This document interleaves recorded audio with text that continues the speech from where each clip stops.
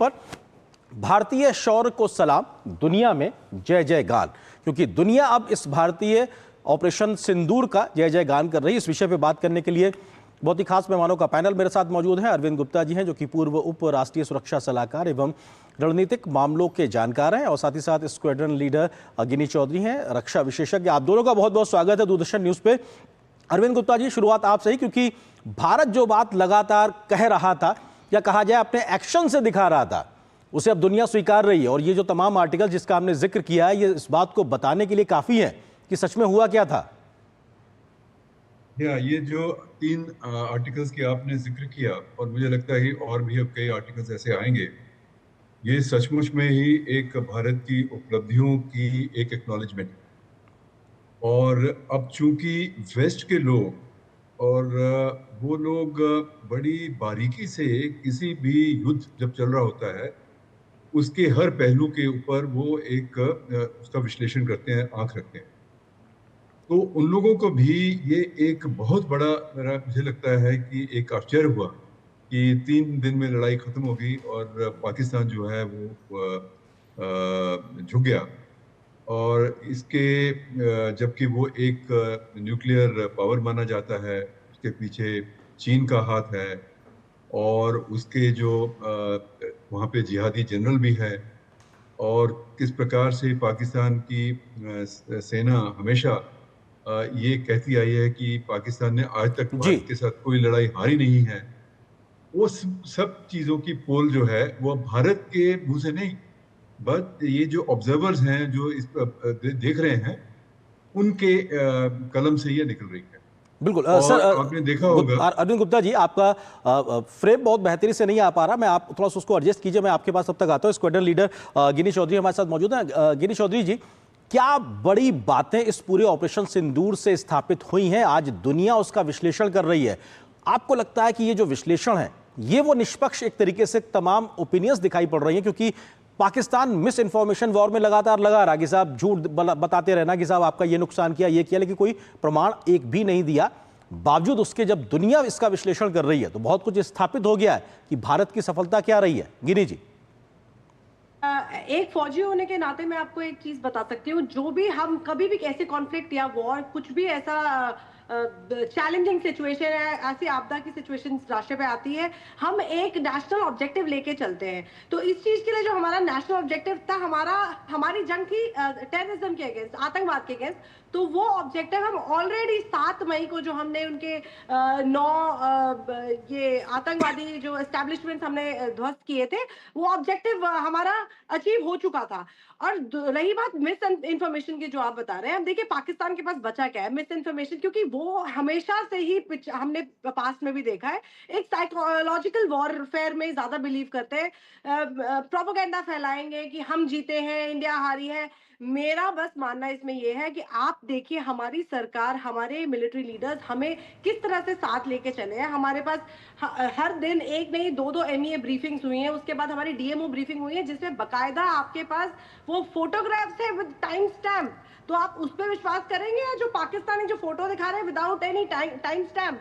और जैसे कि हमारे माननीय प्रधानमंत्री जी ने अभी कल ही के भाषण में ये बताया था कि ये है न्यू नॉर्मल, ये नया भारत है, ये अंदर घुस के मारता है, चुन चुन के मारता है, और उसके साथ में वहां की तस्वीरें भी लेके आता है, ताकि फौजी को अब हमारी फौज को एक जवाबदारी ना देनी पड़े हमसे।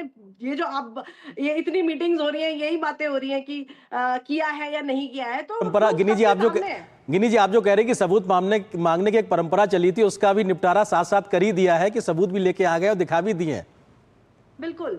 और मैं हमेशा से कहती हूँ, देखिए कि अगर आर्म फोर्सेस हमारी रीढ़ की हड्डी है, और हमारी जो सरकार है वो उसका दिमाग है, जो देखिए कितनी अच्छे से स्ट्रैटेजी बनाई है। ये वॉर ही एकदम बदल गया है कि टेक्नोलॉजिकल वॉरफेयर में तब्दील हो गया, कन्वेंशनल वॉर नहीं था ये। तो जो जनता है वो हमारा दिल है, तो अगर दिल कमजोर पड़ेगा तो हम किस तरह से लड़ेंगे, है ना? बिल्कुल। तो बस मैं इसी में सबमिट करना चाहती हूँ अपनी स्टेटमेंट। बिल्कुल, दिल और दिमाग दोनों मजबूत है और बहुत धैर्य के साथ में हमने इस काम को किया है। जी बिल्कुल। गिनी जी, मैं आता हूं आपके पास में। अरविंद गुप्ता जी भी हमारे साथ जुड़े हुए हैं। अरविंद जी, जो बात आप अपनी रख रहे हैं तो उसको भी पूरा कीजिएगा, लेकिन टॉम कूपर जब ये लिखते हैं कि हमने पाकिस्तान के जो उनके परमाणु हथियार के ठिकाने थे, उसके एंट्री और एग्जिट पॉइंट के पास में धमाका किया और वहां पे उनकी पहुंच को सुनिश्चित करने से रोका, उसके बाद एक तरीके से घुटनों पे आया। भले ही इसको लेकर अधिकृत तौर पे बातचीत ना हो, लेकिन अगर अंतर्राष्ट्रीय विश्लेषक इस सब बातों को कह रहे हैं तो इसके मायने क्या है आपकी नजर में, अरविंद जी? ये जो इस पूरे घटनाक्रम का जो मुझे लगता है सबसे बड़ा टेक अवे ये है कि भारत ने पाकिस्तान का nuclear bluff once for all जो है वो कॉल किया। अब जो हमेशा न्यूक्लियर के आड़ में वो आतंकी भेजते रहते थे और इस तरफ से हमारे हाथ बांधने की कोशिश करते थे, वो न्यूक्लियर ब्लफ एक पूरी तरह से एक तो उसका ही सबसे बड़ा टेक अवे ये है। और यही बात मुझे लगता है कि जो ये पाश्चात्य विश्लेषण करने वाले हैं उनको भी ये बात जो है एक बड़ी आश्चर्यजनक लगी है, क्योंकि जब भी आपने देखा होगा, जब भी इंडिया पाकिस्तान की टेंशन्स बढ़ती हैं तो वेस्ट में एक नैरेटिव चलता है कि साहब ये कहीं न्यूक्लियर कॉन्फ्लिक्ट ना हो जाए और एक न्यूक्लियर फ्लैश पॉइंट ना बन जाए और इसमें डीएस्केलेशन होना चाहिए, रिस्ट्रेंट होना चाहिए, इस तरह की बातें वो चलती हैं। तो इस बार अब एक न्यूक्लियर ब्लफ हो गया और ये भी मालूम चला कि भारत पाकिस्तान में कोई ऐसी जगह नहीं है जो कि भारत के निशाने पे ना हो। और पाकिस्तान का एक लास्ट वेपन क्या है? वो है न्यूक्लियर वेपन। उनके लिए सबसे इंपॉर्टेंट क्या है? वो है न्यूक्लियर एसेट्स। तो अगर इस प्रकार की कोई घटना हुई है, जैसा कि जिक्र हो रहा है, हालांकि इस पर अधिकृत रूप से इसकी अभी तामील नहीं हुई है जी, तो, लेकिन अब ये बात तो फैल चुकी है ना कि इनका न्यूक्लियर एसेट्स कितने सेफ हैं। पहले भी बात चलती थी कि इनके न्यूक्लियर एसेट्स कहीं आतंकियों के बाद में या जिहादियों के हाथ में ना आ जाए। अब ये लोग कहते थे कि हमारे सारे न्यूक्लियर एसेट्स सेफ, लेकिन अब तो पता चल गया कि इनके न्यूक्लियर एसेट्स कितने सेफ हैं। बिल्कुल। और आज के संदर्भ में आप देखें, पाकिस्तान में कई प्रकार के मिलिटेंट ग्रुप्स जो हैं वो लोग इस समय एक्टिव हैं, वो चाहे बलूचिस्तान में हो या ये केपी में हो। और ये हमें भारत को इस बात का एक अंतर्राष्ट्रीय स्तर पर ये चर्चा होनी चाहिए कि आखिरकार इस पाकिस्तान के न्यूक्लियर एसेट्स कितने सेफ हैं, पहले इस बात पे चर्चा हो। बिल्कुल, ये बिल्कुल होनी चाहिए, क्योंकि वो धमकी भी लगातार देता था। गिनी जी, दो चीजें मैं आपसे समझना चाहता हूं, क्योंकि एक तो दुनिया अब ये कह रही है कि भारत का एयर डिफेंस सिस्टम कितना मजबूत था और पाकिस्तान का कैसे ध्वस्त हुआ, एयर डिफेंस सिस्टम की तुलनात्मक तरीके से बात हो रही है।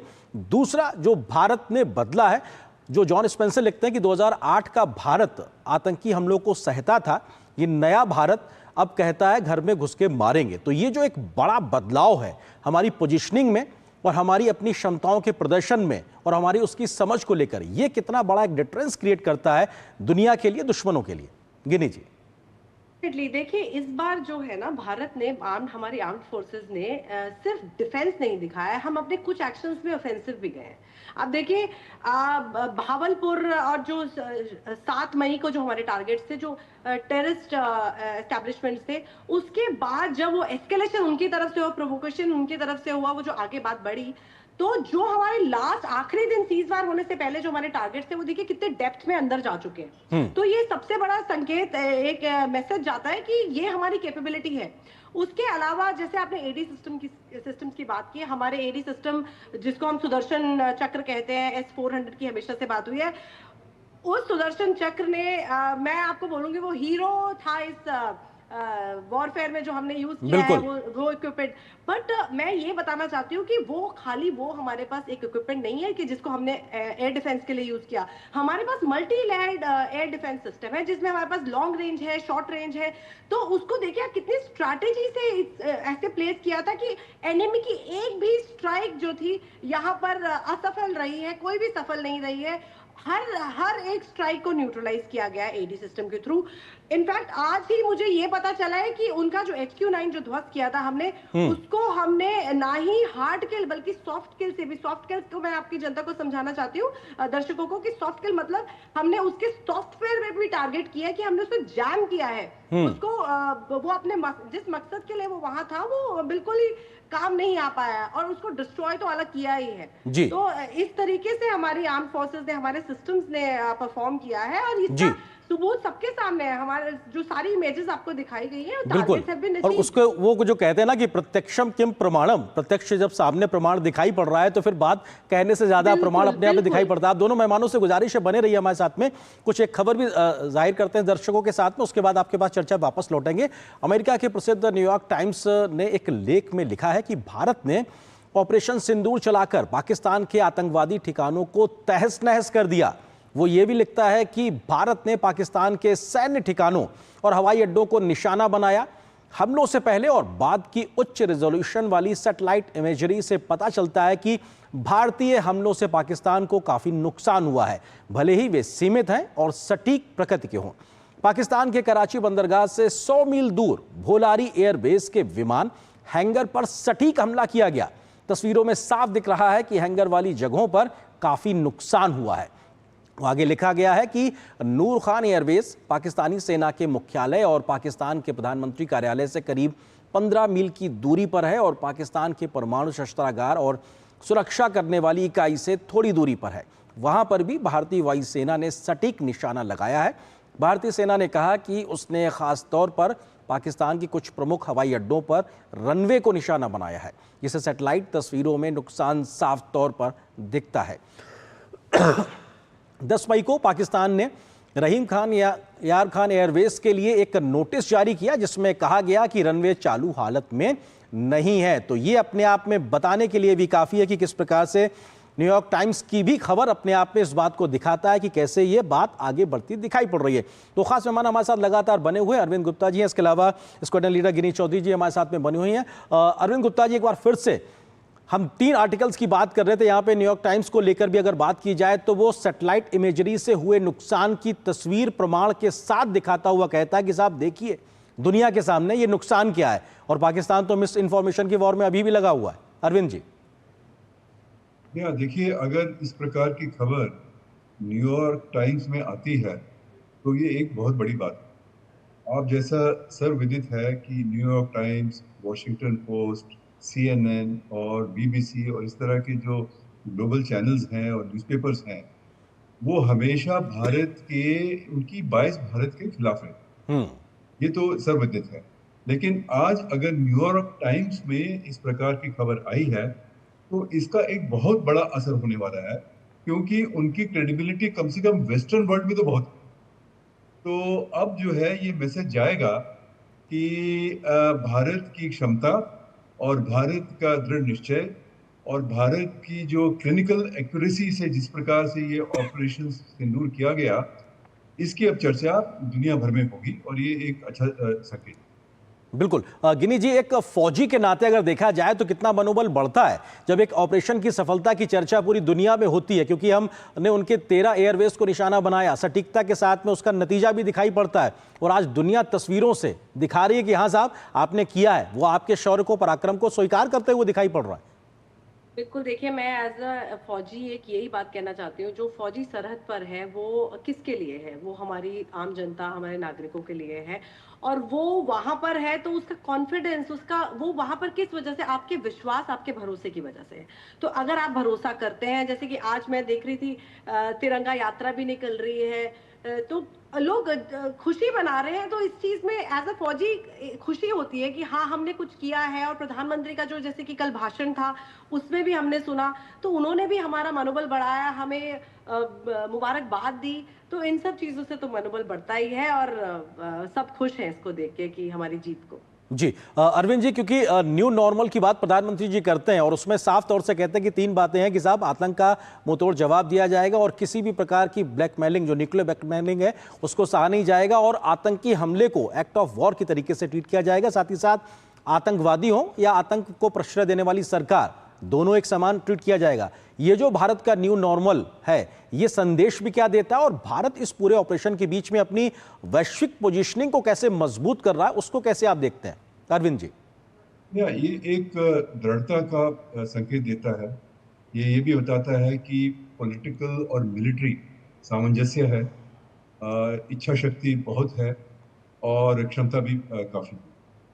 और ये एक ऑपरेशन सिंदूर मुझे लगता है अब दुनिया भर की कई मिलिट्री एकेडमीज में इसकी एक अध्ययन होगा, विश्लेषण होगा और इसके ऊपर कई पेपर्स लिखे जाएंगे। लेकिन इसका एक और भी जो एक इम्प्लीकेशन ये है कि हमें ये देखना है कि पाकिस्तान इस समय उसका झुका तो है, लेकिन वो भविष्य में क्या करता है और किस प्रकार से वो अपने आप को रीग्रुप करता है, क्या उसके उसमें मानसिक बदलाव एक आएगा, क्या वो आतंकवाद को छोड़ देंगे या फिर कोई दूसरा रास्ता निकालेंगे।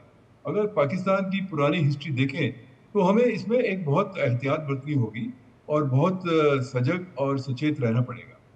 इसका अर्थ ये हुआ कि अगर इस प्रकार का जो अब हमारा एक नया नॉर्मल का डॉक्ट्रिन बना है, तो उसको इम्प्लीमेंट करने के लिए हमें भविष्य में और भी सजग और जागरूक रहना पड़ेगा और हमारी सेनाओं की क्षमताओं को और भी अधिक बढ़ाना पड़ेगा, क्योंकि ये ऑप सिंदूर अभी खत्म नहीं हुआ है, ये तो एक टेम्पररी पॉज है और पाकिस्तान भी कुछ रिएक्ट कर सकता है, अभी नहीं तो कुछ समय के बाद। और जैसा कि पास में हुआ है, वो जो है फिर कुछ समय के बाद फिर वो शुरू कर देते हैं। बिल्कुल, लेकिन भारत तो उसके लिए सर तैयार है। और आप जो बात कह रहे हैं कि एक पॉज है, ये कोई संघर्ष विराम की स्थिति वाली नहीं है, एक पॉज है और उसके लिए भारत तैयार है। वक्त खत्म हो रहा है, एक छोटा सा कमेंट गिनी जी आपसे, क्योंकि भारत ने ऑपरेशन सिंदूर के बीच में तमाम अपने मेक इन इंडिया की महारत को भी दुनिया के सामने प्रदर्शित किया है। आज भारतीय आत्मनिर्भरता, मेक इन इंडिया के चर्चे भी होते दिखाई पड़ रहे हैं, उसको किस तरह से देखती हैं आप भविष्य के तमाम प्रकार के? जी, मैं यही बोलना चाहती हूँ कि इसमें इस वक्त ये प्रदर्शन हुआ था एक इंडिजिनियसली प्रोक्योर्ड हमारे जैसे जो एलएम जिसको बोलते हैं सुसाइड ड्रोन्स जो हमने इस वॉरफेयर में यूज किया जी, उसी तरह से एक इंडिजिनियसली प्रोक्योर्ड बैंगलोर की कंपनी स्काई स्ट्राइकर्स ने एलएम बनाया था जो हमारे इंडियन आर्मी ने यूज किया था। तो इसी दौरान ये सब यूज हुआ है, तो इससे बड़ा एग्जांपल क्या होगा। तो बट ये है कि एज भारतीय हमें ये समझने की जरूरत है कि इंडिजिनियसली आत्मनिर्भरता पे बहुत हमें निर्भर रहना पड़ेगा और इंडिजिनियसली बहुत जरूरत है हमें एकजुट होके इसकी तरफ काम करने, क्योंकि जैसे कि माननीय प्रधानमंत्री जी ने बोला ये वॉर स्थगित किया गया है, खत्म नहीं हुआ है। हमारी वॉर अगेंस्ट टेररिज्म अभी खत्म नहीं हुई है। बिल्कुल, और ये एक निरंतर प्रक्रिया है और जो मेक इन इंडिया को लेकर बीते एक दशक में दिखाई पड़ी, उसका एक परवान आना अभी बाकी है। बहुत बहुत शुक्रिया आप दोनों मेहमानों का हमारे साथ जुड़ने के लिए, इस विषय पर विस्तार से बात करने के लिए बहुत शुक्रिया आप दोनों का। और यहाँ पर